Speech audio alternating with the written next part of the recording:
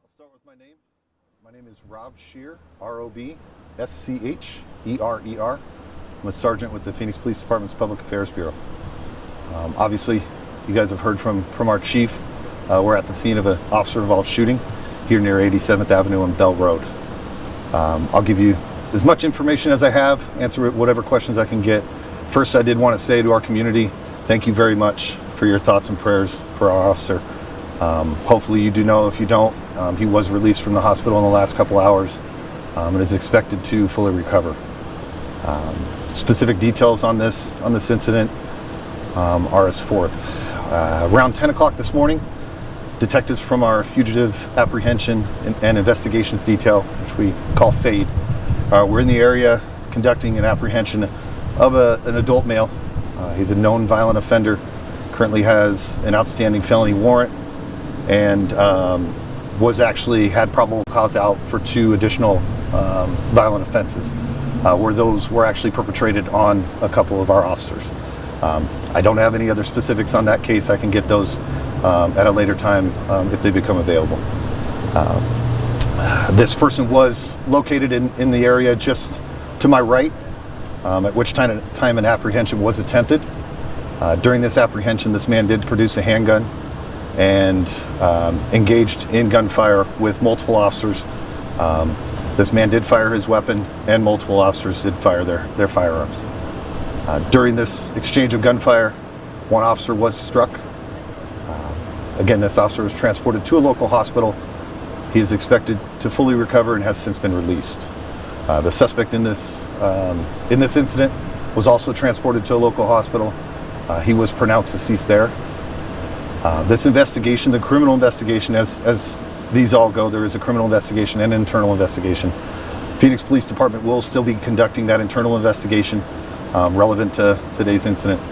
The criminal investigation will be conducted by Peoria Police Department. So I'll get you guys as much information as I can today.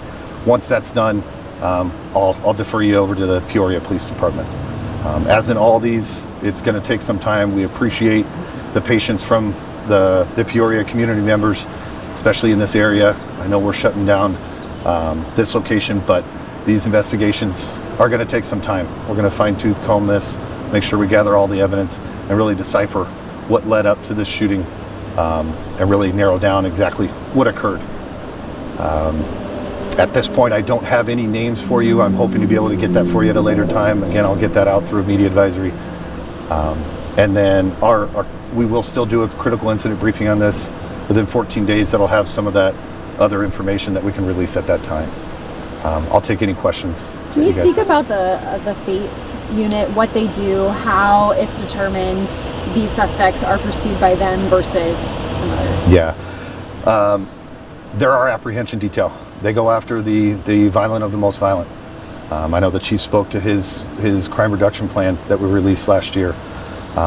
They're in essence, this is what they do. They go after individuals that have a violent criminal past, that have outstanding felony warrants, and with a focus on prohibited possessors. This hit all those matters. So yeah, they identify their own people that they go after. Sometimes they're given certain cases where probable cause is established from our Violent Crimes Bureau or other bureaus or other investigative details that kind of are violent in nature. They go after the worst of the worst, and they're very, very well trained.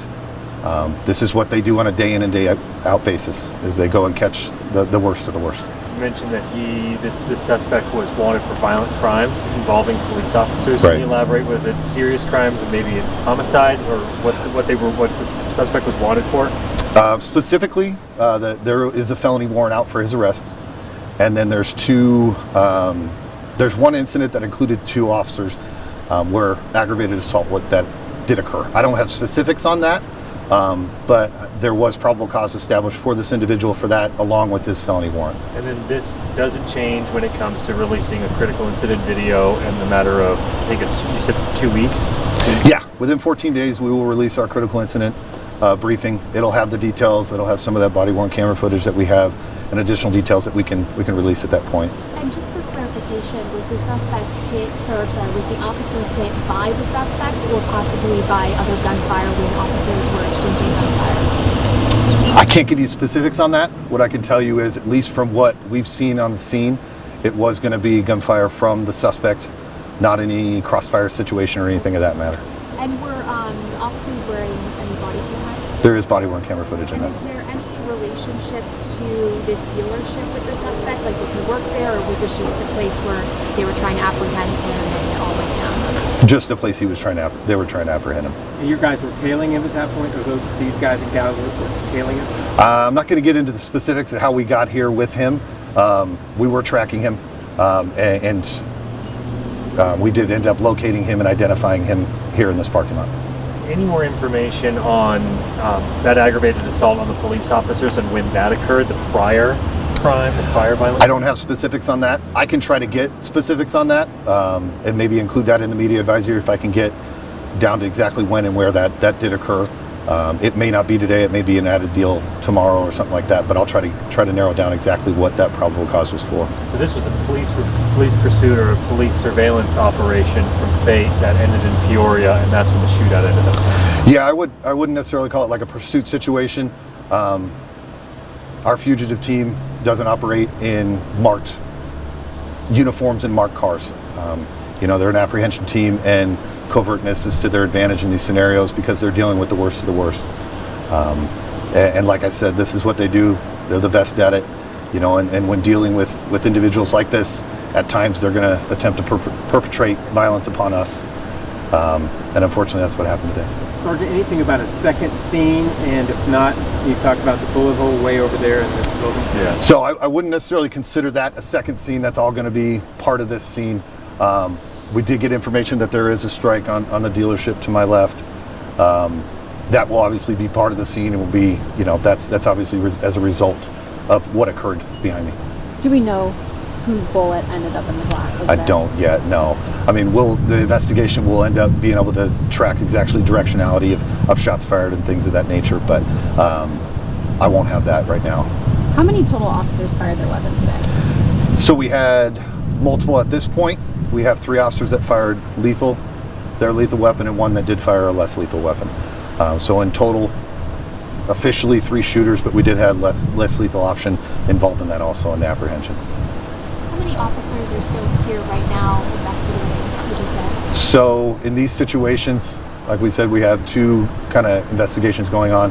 The criminal element, which is Peoria Police, they obviously have their scene coverage here also. I'd estimate probably 40 or so total between the 2 agencies. And again, to the public, I'll wrap it up with this. To the public, thank you very much for your thoughts and prayers. Continue that. This is going to be a long, convoluted process. And obviously our officer still has recovery ahead of him. Thank you very much for all of that, and we appreciate our partnerships with Peoria Police Department and their response. Can you speak just about that officer, how long he's been with the department, that kind of thing? That'll come out officially in our critical incident briefing. I don't have specifics. I do know he's kind of in his late teens as far as in his career, but I don't have the specific number right now. How much longer until this is opened up? This is probably going to take upwards of 3 to 4 hours. I mean, that's what happens in these scenarios. Like you guys know, we have a bullet strike here. We obviously have a large scene behind us. It's going to take quite some time for criminal investigation, then the internal investigation to get through. You said it already, I'm sorry. Which department is going to run the investigation? The Peoria Police Department will do the criminal investigation. Phoenix PD will do the internal investigation. So thank you guys very much. Anything else I have, I'll kick out in a media advisory. Thank you. Thank you. Thank you. Yeah, appreciate it.